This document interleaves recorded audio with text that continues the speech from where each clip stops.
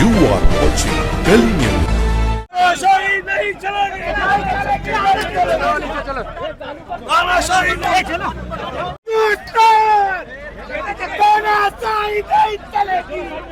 दोस्तों आज हिंदुस्तानी मस्जिद बाइकल्ला के बाहर एमआईएम ने प्रोटेस्ट किया। हम यहाँ पर अभी यहाँ पर मौलाना अब्दुल जब्बार कादरी साहब से हैं, इमाम साहब हैं यहाँ के। बात करते हैं मौलाना अब्दुल कादरी साहब से। अस्सलाम वालेकुम। वालेकुम। जी हज़रत, आज आपके मस्जिद के बाहर प्रोटेस्ट हुआ, क्या कहना है? वो भाई खल्ला यूथ फेडरेशन की तरफ से भाई खल्ला स्टेशन के सामने ये ऐलान हुआ था और वहाँ इन लोगों ने किया। मैंने जुम्मे में तकरीर की और बताया, मैंने वक्फ एक्ट से मुताल्लिक़ बताया, सुप्रीम कोर्ट से मुताल्लिक़ जो अर्ज़ियाँ दाखिल की गई उससे बताया। मैंने ये भी बताया कि अगर कुछ खामियां, कुछ कमज़ोरियां इस एक्ट में नहीं हैं तो सुप्रीम कोर्ट को इन अर्ज़ियों को ख़ारिज कर देना चाहिए। सुप्रीम कोर्ट का मंजूर करना 15-16 अर्ज़ियों दरख्वास्तों को, इससे पता ये चलता है कि वाकई इस एक्ट में कुछ कमज़ोरियां हैं,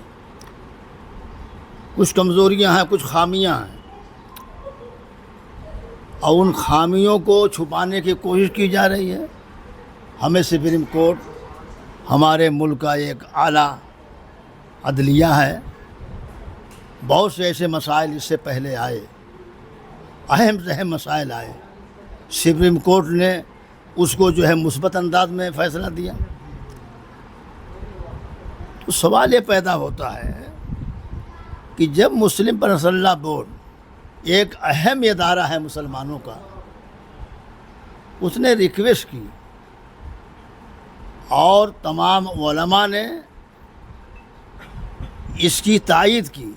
लोगों ने कहा सिर्फ हमें 15 मिनट का सदर जमहूरिया से टाइम मिलना चाहिए। रिक्वेस्ट किया 15 मिनट, आप हमारी बात सुन लें, इसके बाद उसे कानूनी शक्ल दें, मगर टाइम न देना और उससे पहले उसको मोदी जी से आप लोगों ने टाइम मांगा था? सदर जमहूरिया से टाइम मांगा गया था। वही मतलब उसका इंग्लिश ट्रांसलेशन की बहुत सारे लोगों को। हाँ, सदर जमहूरिया से, प्रेसिडेंट से टाइम मांगा गया था और सिर्फ 15 से 20 मिनट का टाइम। लेकिन इंतज़ार करते रहे, टाइम ना मिला उन्हें और उससे पहले दस्तखत करके उसको कानूनी शक्ल दी गई। इसके बाद जो है मुस्लिम पर्सनल बोर्ड और दिगर वो तंजीमों ने सुप्रीम कोर्ट का रुख किया। भाई मसलूम वही जाता है ना जहाँ उसकी सुनवाई हो, उम्मीद हो। तो हमें सुप्रीम कोर्ट से मुकम्मल उम्मीद है कि इंशाअल्लाह फ़ैसला जो होगा वो जो है मुसलमानों के हक़ में आएगा। और जो दस्तूर हिंद है हमारा, आइन जो है, आइन ने जो अख्तियार दिया है वक्फ बोर्ड को और वक्फ बिल को, जो अख्तियार दिया था, तमाम मज़ाहिब को जिस तरह अख्तियार दिया गया, मुसलमानों को भी दिया गया।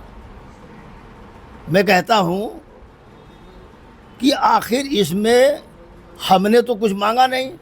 जब हम आप तो नहीं मांग रहे हैं कुछ, तो मुसलमानों को आप कहेंगे दे रहे हो। और जो चीज़ मांगी जा रही है तो उसको तो मरकज़ी हुकूमत दे नहीं रही है। जब जो नहीं मुसलमान मांग रहे हैं उसको आप दे रहे हो, खाम मुसलमानों के भलाई के लिए कर रहे हैं, मुसलमानों को हमदर्दी में कर रहे हैं और गरीबों के लिए, मिस्कीनों के लिए, मजबूरों के लिए कर रहे हैं।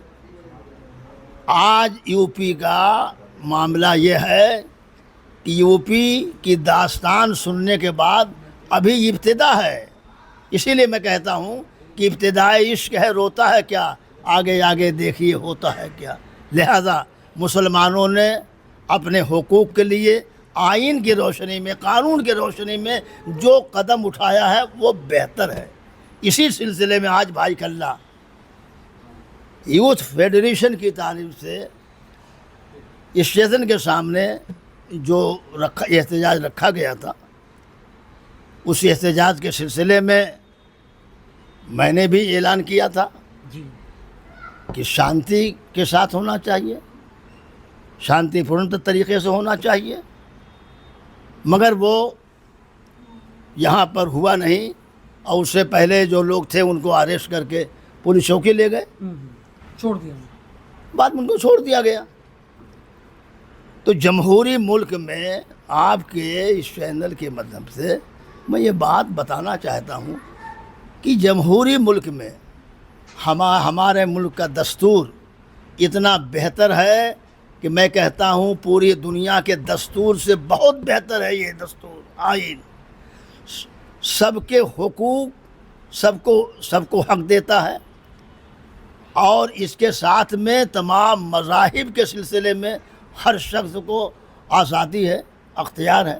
میں کہتا ہوں صرف جو ہے مسلم وقف بورڈ ہی کیوں بار بار نظر آ رہا ہے، لہذا ہمارا یہ مطالبہ ہے اور ہم یہ امید رکھتے ہیں، اور parliament 2-3 April Rajya Sabha parliament میں میرے خیال سے تمام برادران وطن اور تمام جو مسلم ایم پیز تھے سب نے تقریباً 232 لوگوں نے، ارے بھائی ملک کا ایک بہت بڑا حصہ جو اس کی مخالفت کر رہا تھا کہ آپ کیوں کر رہے ہیں؟ ہاں ہم لوگوں نے بھی اس سے پہلے کہا تھا آپ کریے، جہاں خامیاں ہیں کچھ کمزوریاں ہیں اس کو اصلاح کریے۔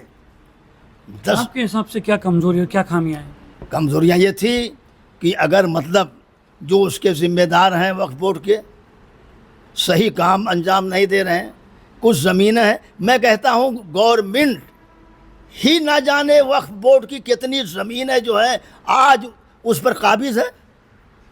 آج سینکڑوں ہندو بھائی کے پاس دکانیں ہیں، اگرچہ وہ کرائے کی ہیں، وہ سب نکال دیے جائیں گے۔